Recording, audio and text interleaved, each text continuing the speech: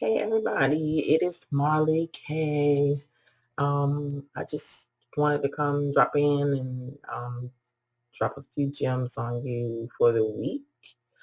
Um, this week I want to talk about something that um, I saw on Twitter, but I've talked about it before, and it is about the end of the Reconstruction era, but not the first one.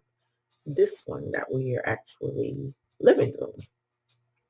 And so, a lot of people are kind of like really not understanding the moment that we're in because, again, people don't read and study history. And as I've said before, there's nothing new under the sun. You can set your clock by what's happening now. Um, and you just know if you're black and you are in tune with what is happening, you see there's nothing stopping anything from happening in this country right now. And so we are basically left defenseless, and we have to develop plans to take care of ourselves. So I was reading this Twitter post from a professor at George Washington University, and he basically created a course called White Lash. And I'm going to read some of the stuff that he talked about in this particular post, but it was really, um, bells went off for me because I've been saying it for quite some time, but people just are not getting it. About the uptick in violence. And a lot of the Black grassroots media have been covering this uptick in white violence. We saw it when President Obama was elected, and just how, white men's attitudes like really changed. They became really aggressive. They needed to be present outside at all times with guns. They were running up on brothers and doing stuff to sisters and old ladies, just being disrespectful to children. Um, we start seeing an uptick in white violence in young white men. And so, the thing that nobody really talks about is how this white lash plays a huge role into the the big thing that's coming, which is this coup and this transition of power and what that looks like. Like, people don't really understand what that looks like. And I just kind of want to talk about that. So I'm going to read some of what the post said. And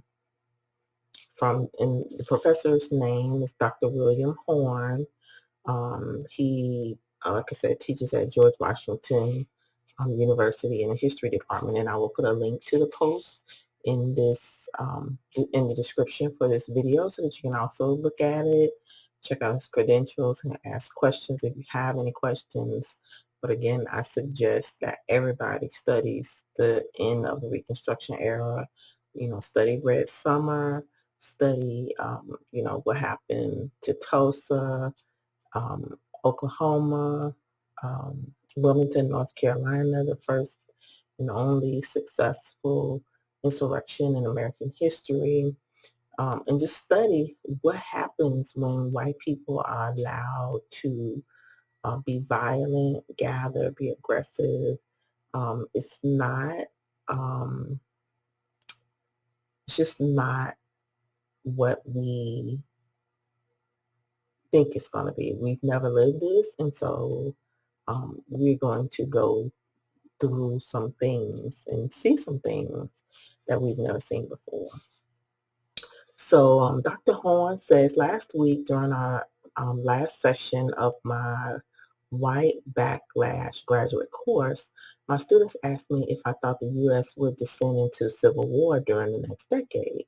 I replied that the current situation is much more bleak than that. And so then he gave a list of all the different reasons that he believed that. And so one of the things he said was nearly a year later, the state has failed to meaningfully punish those who carried out the deadly January 6th assault on the Capitol, much less punish organizers like Trump, Bannon, Giuliani, Christopher Miller, Josh Hawley, etc. Then he said, why does this matter? White backlash movements rely on collaboration between vigilantes and states. And that is important because we've been all talking about how judges and juries have been letting these the race soldiers basically get off. You know, Kyle Rittenhouse is going to Puerto Rico after he like literally killed 2 people. And he's talking about what types of women he likes, and that he's not racist, whatever. But anyway, just telling you what he said. Um, we have this trial, the Ahmaud Arbery trial. We had, all these different vigilantes that went into places, just took advantage of black men or black women, um, and nothing happens, whether it's law enforcement, prosecution refusing to bring charges, judges intervening and making sure they throw the trial, or making it, very easy for these defendants to get off. And, police, like it's really hard to get police convicted. And so we talk about the state, the criminal justice system is the state. So when he says white backlash movements rely on collaboration between vigilantes and the state, basically saying everybody's working together. That's the system. That's what we always talk about. We see this most clearly in the local nature of coup attempts during Reconstruction and Jim Crow. I've always been telling you that the coup is still happening, but the coup is happening at the local levels because they're organizing so that whoever takes office in 2024 at the federal government level, if it's somebody that they want, then they just transition, suspend the Constitution, do whatever it is they want to do to institute whatever type of government they want to have and rescind powers and do whatever they want to do. But the states have much more power and leeway than federal governments. And so they are working in the states right now to solidify all the power structures that they need to stay in power for however long. And, the way that they're going about it, it could, their power could last a very long time. It could impact, us for the rest of our lives. It could impact our children and our grandchildren, and maybe even our great-grandchildren. So, um, these are very uncertain times, and I'm paying attention really closely for this, particular reason, because the state is not doing anything about these people. They're not doing anything about rogue politicians. They're not doing anything about rogue governors, rogue legislatures. We have no oversight for anything, and there is no remedy to fix all the things that happened during the first Reconstruction. But this particular Reconstruction is ending, and it is basically dismantling whatever achievements we received during the civil rights era, if that makes any sense. So I'm going to go on and read, the rest of what he was talking about. So he says, lawmakers encouraged supremacist violence and legitimized participants. From Liberty Place and Wilmington coups in the 19th century to the St. Louis, Tulsa, Orangeburg, and Greensboro massacres and suppressionist violence of the 20th century, white vigilantes and state actors worked hand in hand. And that basically says what we black people always say. If we were black, if it was somebody black that did that, it would be a different outcome. And that's because the government, which is the state, works with white people to uphold this system. So he goes on to say this pattern defined the 2020 Black Lives Matter protest, during which cops and vigilantes worked together to beat the shit out of protesters, since legitimized in a Rittenhouse verdict. Rather than interrupt this alliance, Dems allowed it to metastasize. And that's what, we Black people have been saying, you know, and it's been falling on deaf ears. But basically everything that we, inquired about or tried to get done to eliminate this injustice, Democrats have just been like, no, you don't need a hate crime. We're going to give the hate crime to Asian people. You don't need this. We're going to do this for LGBTQ people. And so, this Dr. Horn is basically saying what we've been saying and validating us. Instead of Democrats actually doing something about this violence and putting an end to it, they ignore it, and then they start adopting all these other things for whatever reason. And I'll talk about that when I finish this. And he went on to say, Republicans have further rigged an already anti-democratic system to cement white power indefinitely, passing state-level voting restrictions and redistricting following the Wisconsin model of minoritarian rule. And so basically what he's saying here is that, we never really had a democracy. I always say that, and people just kind of think I'm wilding off. But if you look up the definition of democracy, we don't have that, because Black people's right to vote has always been conditional. And we always have to fight for our right to vote. We always have to have our rights renewed, so our rights aren't even permanent. It's like we're still slaves, basically. And when you profess to have a democracy, and then a certain subgroup of people do not have the same rights as other people, you don't have a democracy. We don't have the right to pick and choose who we want to represent us. And, we always talk about that, because, when we vote, even for Black people, we're voting for Black people who white people like, in order to maintain a system of white supremacy. And so, when you talk about voting rights is the way for you to demonstrate or use your power. Right now, really nobody has that power, because the politicians sold out to corporations and lobbyists and elite and whoever else is pulling strings behind the scenes that we don't know about. So I'm going to continue reading what this post says. And he says, again, why does this matter? Because the ethno-nationalism and white supremacy of the GOP are unpopular, and Dems have reasonably relied on that unpopularity to win office and keep the very worst bad actors from winning power. And that's, he basically confirms what we already say and what we already know. After finding that the piecemeal suppressionist efforts and institutional means of overturning the 2020 election insufficient, Republicans have expanded both.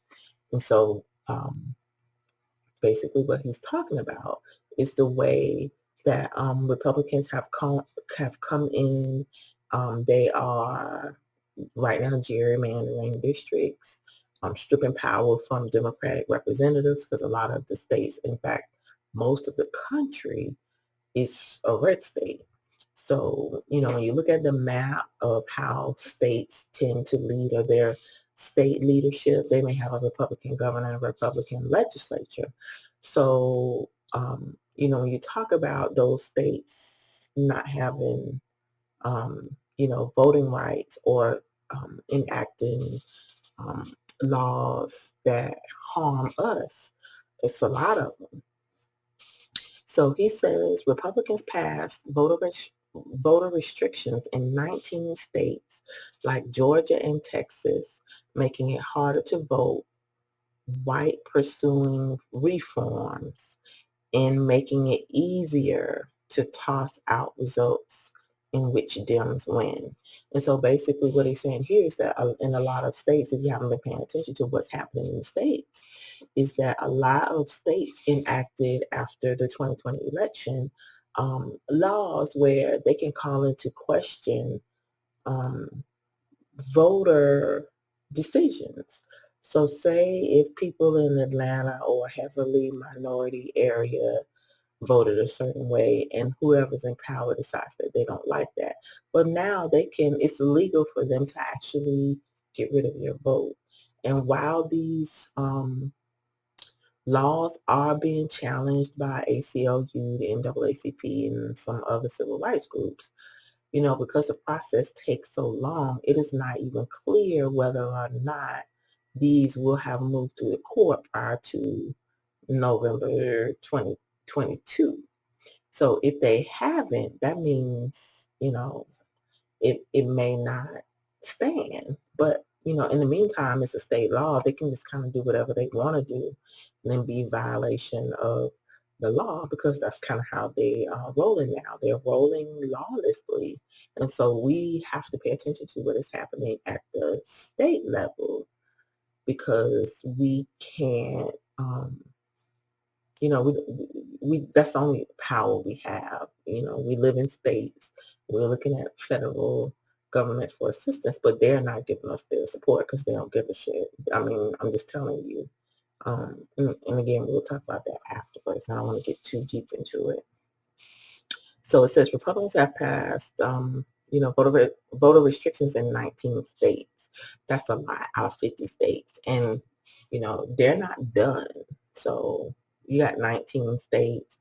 I don't know how many of those states are, I'm sure all of those states are red states, but those are not all the states on the map that have Republican legislatures. Some of those legislatures are still enacting laws, and they're out, working through gerrymandering and redistricting right now. So some of them are waiting until that process is done, and then they're going to implement their new laws. So, we're going to be targeted no matter what.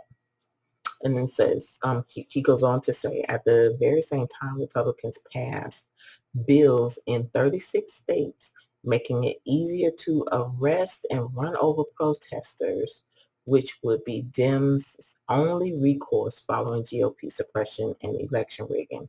So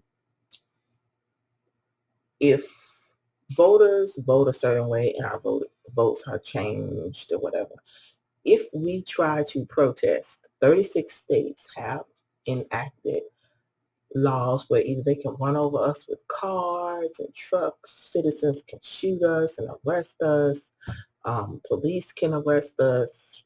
So we're headed into some strange territory, but, I just, you just don't know. You don't know what is going to happen, but this is problematic when you're talking about what's going to come in 2022 and definitely in 2024. These things are already enacted, and so these are things that we have to be concerned about. If you're concerned about politics or protests and whatever, if you're concerned about it, some people are like, I'm not doing nothing, I'm not voting, I'm not whatever, but you still have to care because no matter what happens, if even if you don't vote, whatever happens, whatever the government does, if they decide to make militias legal and stalk you, hey, that impacts you. If they decide that it's okay for, white kids to come to school and kick your kids' ass, hey, that impacts you. If they decide that it's legal for your white boss to come in and fire all the black people because you are in an at-will state anyway, or they change the employment laws so that it makes it easier and legal for them to terminate you for any reason, they could just say, I don't like niggers today, and I'm going to fire all the niggers and hire them, white people or whoever I like to come in and work your job. You are unemployed. So, you have to care. You can't say that you don't care. You have to care. And we have to stay on top of what is happening because everything they do is geared towards us and it's going to impact us. So it's really important that we do pay attention. So back to his tweet, he said, finally, Republicans are in the midst of an anti-CRT campaign, making it illegal to criticize white supremacist structures, even historically in classroom and state agencies, again, leaving Dems without recourse after GOP sabotage. So again, he's talking about how weak and toothless the Democrats are. So, they don't have anything and they haven't done anything. It's December. If Biden was going to do anything, he should have done something as soon as he got into office. But he's not going to do nothing because he's a good old boy, just like Joe Manchin and Mitch McConnell, Robert Byrd, Strom Thurmond. He's one of those types of white men. So he ain't going to do nothing. He's an institutionalist. He believes in white power. He ain't changed and he's not going to change. So he's not going to ever offer any solutions, which is why he put a crime bill in his infrastructure bill. But don't get me started about that. Put the link in the description for you to read that if you're interested. But if you look at the infrastructure bill, you type in law enforcement, just do Control F and do a search. You'll see where, they have money in legislation for 5 years for more money for police. And that's not what we ask for, but they don't care because the goal at the end of the day is to control Black people, incarcerate Black people, and kill Black people. So you heard it here. It's nothing new, but I'm just telling you what the deal is so that you will understand all of this is a part of a bigger plan. And you need to understand that it's an informal agreement has already been made, just like they did in the Compromise of 1877. Democrats were hands off. I'm going to let y'all do whatever. We're going to turn away. We're not going to say nothing, and we're going to let y'all do stuff to Black people. That is the exact same thing that is happening today, and you all need to really understand that's what's happening. That's why nothing is getting done. That's why there is no legislation for us. That's why there is no, hate crime bills. That's why there's nothing. That's why they are allowed to strip away our votes. That's why Biden is letting Manchin pull stuff out of the bill that's applicable to us because they've already taken care of the next group of people that they're grandfathering. So, we have to understand what is happening in the big picture. It's not something that's just minute. There are a lot of things happening at the federal level, at the state level, at the local level that is going to come together at one time. And it's going to be like, what happened? You're just going to feel like one day you're in prison because that's the way that things are falling in line when it comes to this sabotage and this minority rule effort that Republicans are pulling off. So Dr. Horn says, in short, the system they created is incredibly thorough, designed to prevent fallout from suppression. It mirrors precisely the tactics white supremacists use to create and affirm via the Supreme Court of the United States an apartheid state from the 1890s through the 1960s in the United States. This means that unless Dems pass and implement federal legislation, and he says in parentheses like yesterday, addressing this three-pronged attack on democracy, 2022 or 2024 will likely bring the final death to multiracial democracy. And that is what I have been saying for the last, 5 years, but definitely for the last 2, that, hey, they've been working on this plan expeditiously for the last 5 years. And even during the Obama administration, when they, prevented him from seating his last justice, when they, stacked the courts with all these different conservative judges who had no experience, just racist. That's basically the metric that they used. Creating all these laws and giving all these tax breaks so that they didn't have to contribute to do anything. And then just so much stuff that Republicans did and so many things that Democrats didn't do that it's almost difficult to undo it because it's been happening for so long. So, they've had a losing record. They'll win um, a major election season in the federal government, and then midterms they lose, and then it's 2 years of hell. Well, doing that for the last 12 years has basically knocked the legs out of democracy. Well, I hate to say democracy, have knocked the sails out of what little piece of tattered, whatever you want to call this, we have, what little freedoms we have anyway. So, Dr. Horn says, finally, mainstream reporting and public discourse continue to treat the GOP as a legitimate party and a bipartisanship as a legitimate end. Why does this matter? The bipartisan descriptions of the GOP assault on democracy as, for example, polarization hides the ways that the GOP has been radicalized over the past 40 years, and especially the last 10 years.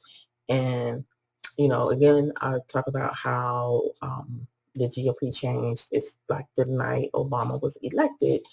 Mitch McConnell stood up and said he would be a one-term president. He ain't gonna do shit. He was like talking trash.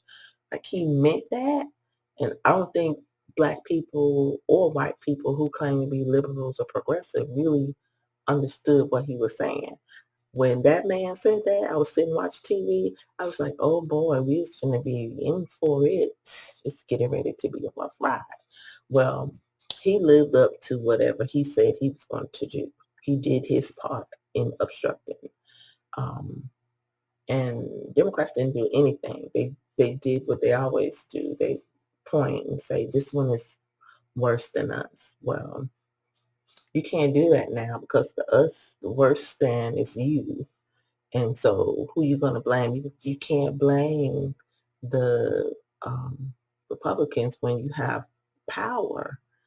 And, Joe Biden could have done executive orders. He could have passed legislation. He could have, got rid of the filibuster. He could have expanded the Supreme Court.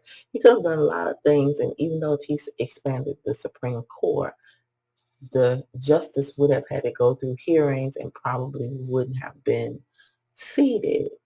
But, even though Democrats couldn't do anything this go round, they could have done something during the Obama administration. Uh, RBG died during Trump's presidency.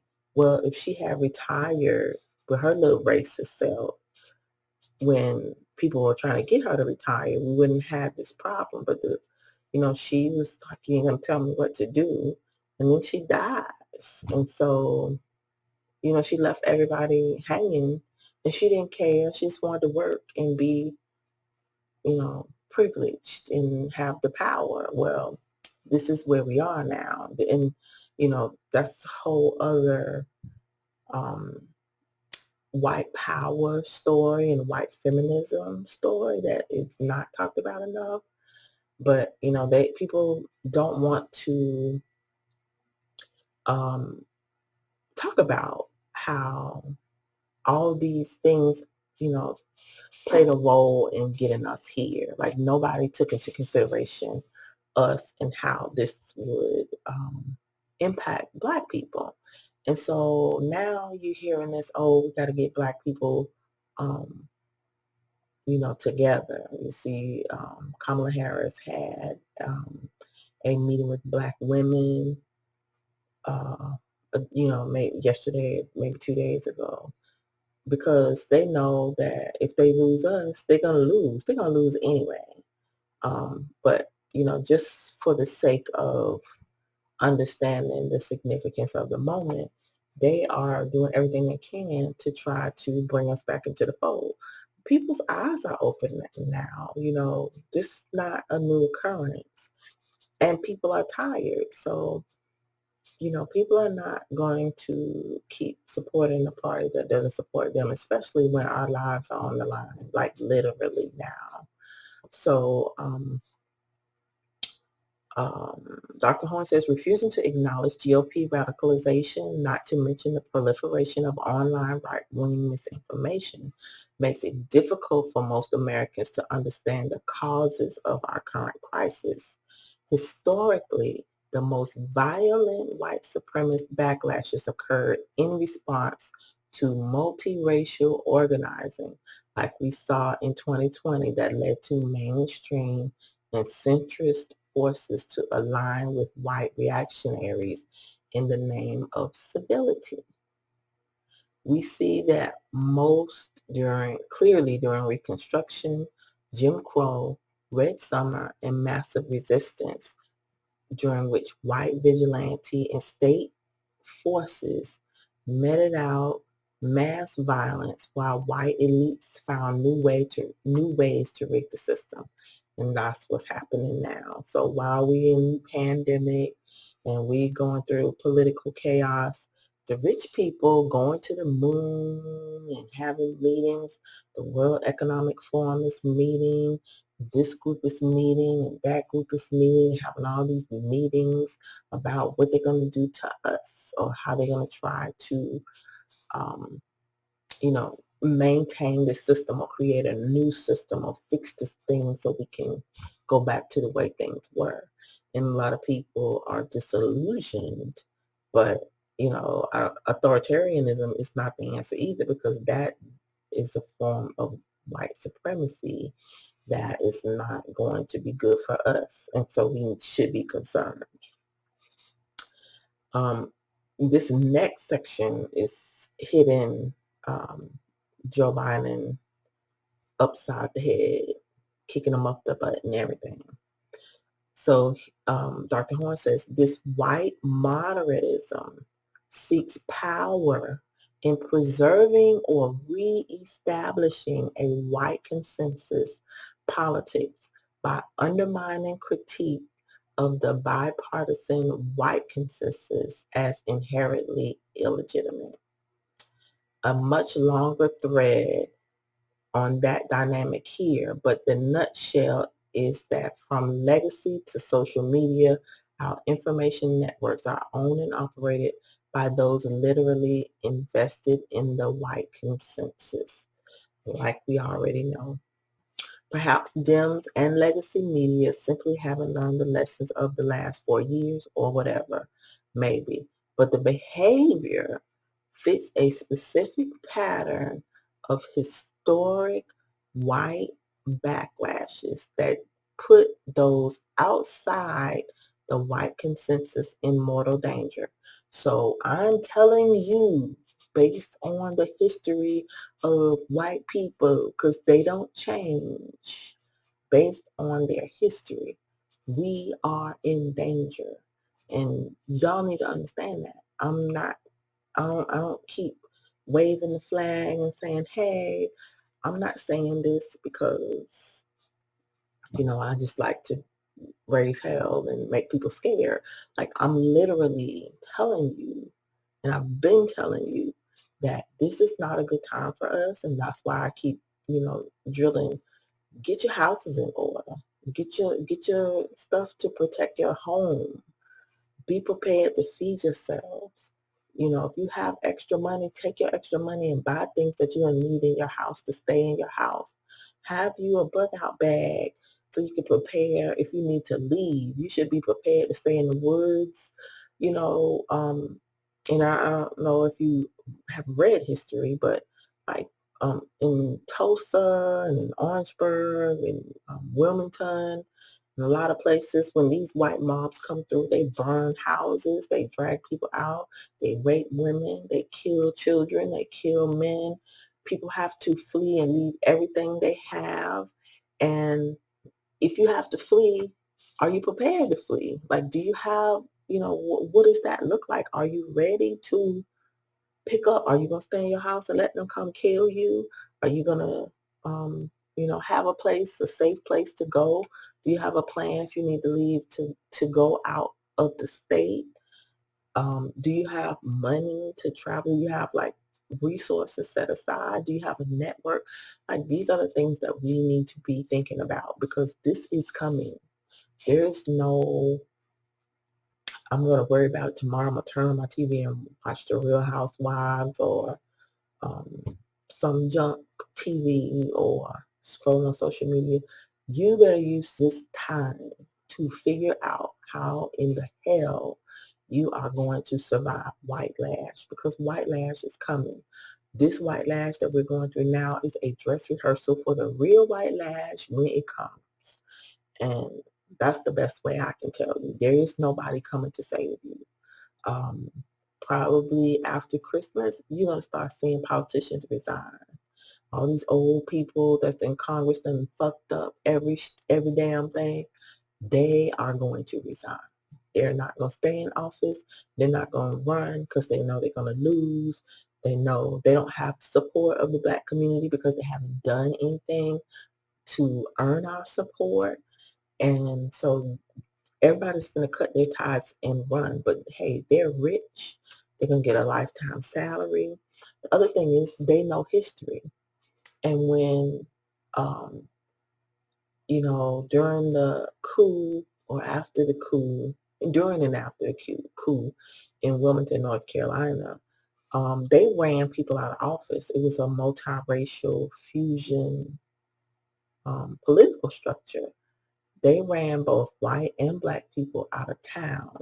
The power structure was like 60% minority. Black people had businesses, houses, and black people were doing better than white people. And what they do, they came in, they burned down the newspaper, they killed like 60 people. They ran people out of town. They ran off the mayor, um, took back the power, and then you know the town went from being predominantly African American to predominantly white, and it's pretty much like that today. And they don't really talk about that history, but it's important for us to understand that if you live in a predominantly African American area, you're at risk. And the white people know where you are. You don't think they're coming riding. They know where we live.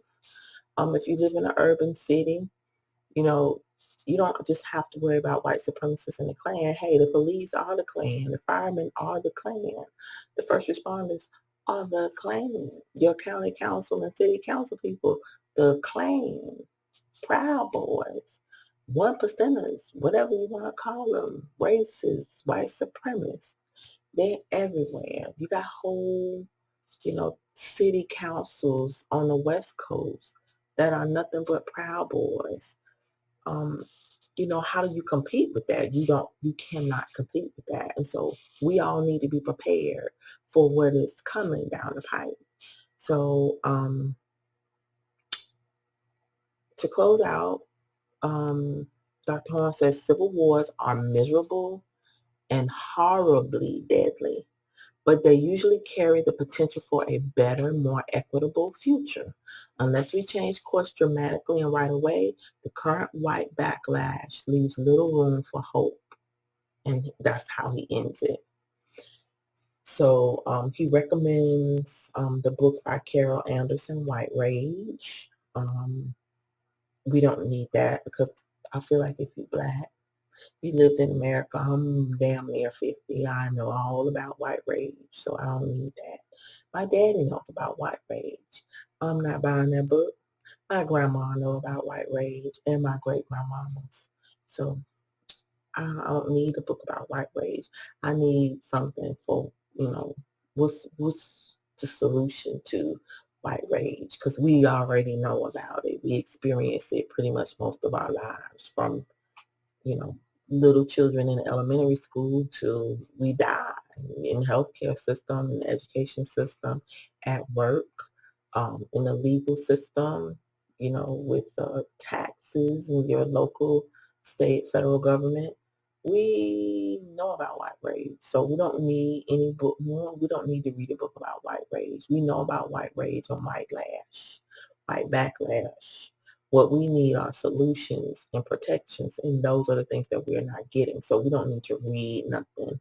We have our own oral history and our own knowledge about what white people can and will do to us. So, the bottom line is, Dr. Horn pretty much thinks the same thing that I do. We are going to head into a civil war. And if they don't do something by 2022, it's pretty much guaranteed by 2024. We're going to have the next racist governor. If it's not Donald Trump, it'll be DeSantis or somebody else extreme that can do something with all these radicalized racists that have been emboldened because the state works with vigilantes and have given them power. So we are living the end of the second Reconstruction, and we are headed back to Jim Crow. We're headed back to violence where black men are getting lynched, black women are getting raped, our children are not going to be safe in schools. We're not going to be safe living in, certain communities. And so we should be thinking about our immediate environments. How are we going to protect ourselves? Figuring out how we're going to live when and if things change. And when I talk about things changing, what happens if, say, a business decides that they don't want you to come into their store? You come to the store, you got to come in the back. Are you still going to patronize that store?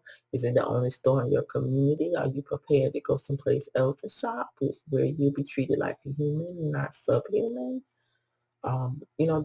Those are things that we have to ask ourselves. Are you prepared to stay here? Are you going to look for some place that will give you amnesty? Do you have money for amnesty? If not, what is your plan? Are you planning on leaving the country and leaving your family? Do you have your documentation? Do you have passports and visas? Just so many things. You have weapons. Are you going to buy a gun? Are you going to buy, whatever? How are you going to protect your household? And do you have a group of people that can help protect your community if you live in a black community? Um, if you live in a place where you have gangs, is anybody talking to the gang leaders and be like, hey, y'all need to stop fighting each other? It's finna be a race war. Are y'all gonna protect the community? Y'all gonna let white people roll up in here on us and like what, so those are things that like we need to have those conversations in our immediate communities and amongst ourselves in safe spaces.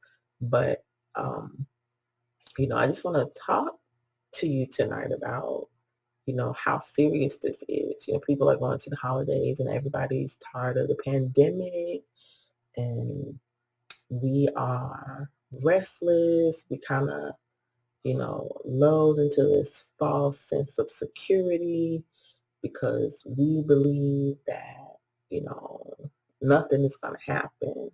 And like, that's the worst thing that we could actually do in this moment. So, I just want to reiterate, like, this situation that we're in is dire. Nobody's coming to save us. Whatever they do at this point is BS. Just, they're basically trying to save face. The politicians are in Congress. They have power. They don't want to use their power. And, they understand. They see the same thing that we see. They see the same thing that I see. They see the same thing that Dr. Horn sees. And they're not interested in doing anything to help us. And so, um, best way I can tell you is that they've moved on to their new best friends and faves, and we're not that anymore. So there's not going to be any help coming. Um, so black people, y'all need to get your shit together, and you need to begin working together, trusting each other, and networking, because that's the only way we're going to survive. If you think you're going to be able to be an individual and a lone ranger, you're going to be in trouble. It's not going to work out well for you. But in the meantime, as you build your relationships and your connections with people, get your houses in order, get your first aid kits, get you some books about, different topics, to get your seeds, start growing food, just in case, you're not able to go out and buy groceries, get books on how to heal you, if, prep your house with food and stuff. Like, I have things like this. I don't know if you can see it, but it is like a 30-day supply of different types of food. It's really not good for you, but I have it anyway because I live in a hurricane zone and just things happen. So if I don't have power, just whatever happens, I have something. But make sure you have stuff in your house so that you can eat. If you can't eat and you don't have clean water, you can't live to fight another day. So, we have to use this time. We have about a year to plan before November 2022. You should be taking all next year and getting your house in order. You get an income tax return. You need to take that income tax return and invest in preserving your life and the life of your family. If you have, extra resources, like, figure out how you're going to protect yourself and do that. Because things are not looking good for us, and, we are all we got. So if you don't plan, you planning to fail. And like I said, 2022 comes, we got to deal with the federal, elections. Whatever happens, people going to resign. We're going to have these races, we're going to do our down ballot and do whatever, but still we have to live. And then 2024, after 2022, you got 2 more years to plan. So you have a total of about 3 years to try to get your stuff together. I don't know what's going to happen in 2022, and I don't even know if, the way that things are going, things could pop off between now and before November 2022. And, you could, we could, expect maybe what I expect to happen in 2024 could happen earlier. But if you're not prepared because you think it's not going to happen until 2024, you're going to be out of luck. If you're prepared now, you're good. In my opinion, you can never be too prepared. And you can never have enough stuff because you just don't know what you're going to need. If you don't fish, you need to learn how to fish. If you don't know how to hunt, you need to know how to hunt. If you don't know how to clean and skin animals, you need to learn how to do that. It's just so much stuff that you could be doing during this time to prepare yourself for whatever. People are predicting what is going to happen based on history. It's not he say, she say. It's not you trying to be evil. Like, history is repeating itself to the T. And I'm not the only one saying it. Other people are saying it. People are seeing it, especially people in the South. So take heed, prepare your houses, get yourself in order, and just, again, study history because wars are bloody. And, the government could draft you, could draft your children. Like, there's so many different scenarios, so many things that could happen. And I don't really think we think about all those things, but we should be because we are entering a critical piece of white lash that is about to be, we're about to be at the point of no return. So um, if you stay, like, share the video, subscribe to the channel. Thank you for watching.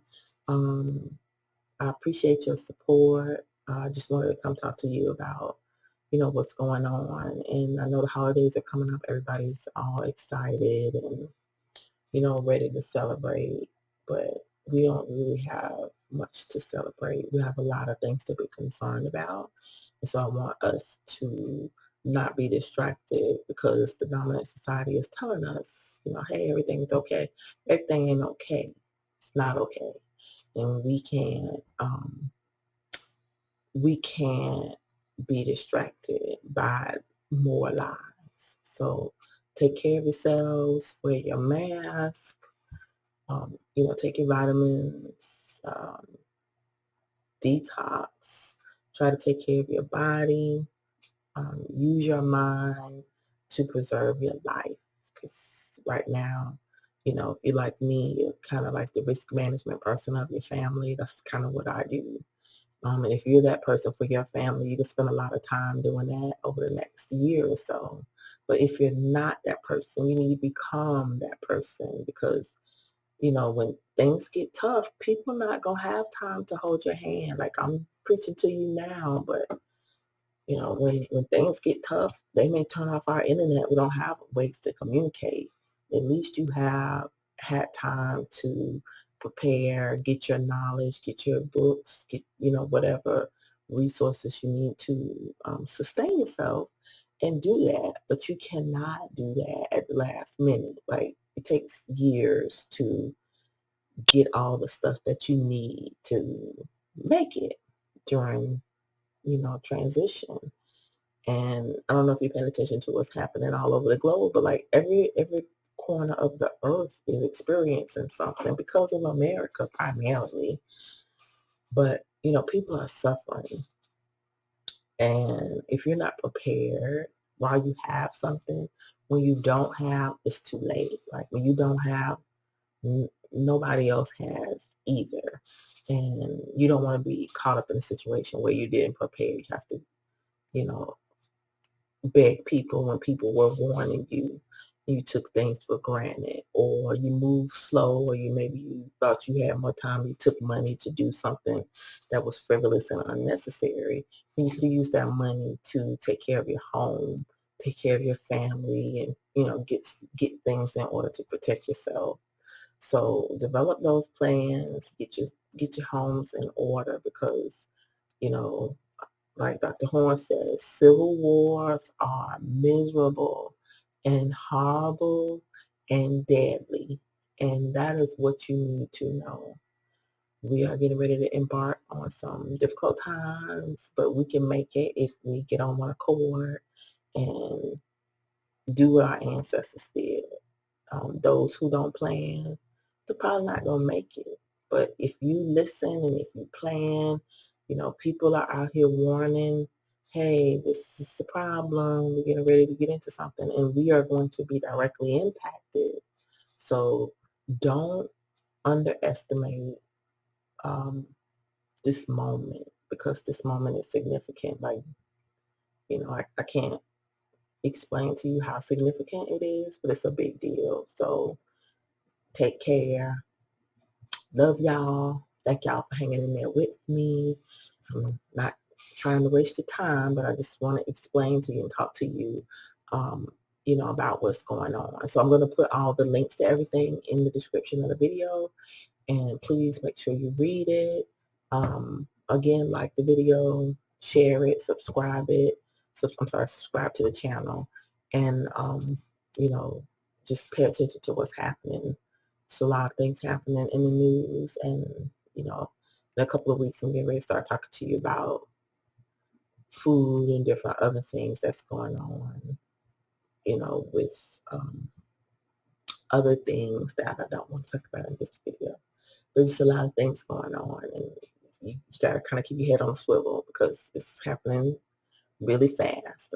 As I get it, I'm going to share it with you. So y'all have a good night. Thank you so much for watching, and I will talk to y'all soon. I appreciate everything y'all do. Y'all, love y'all. Love you, love you, love you. So talk to you next time.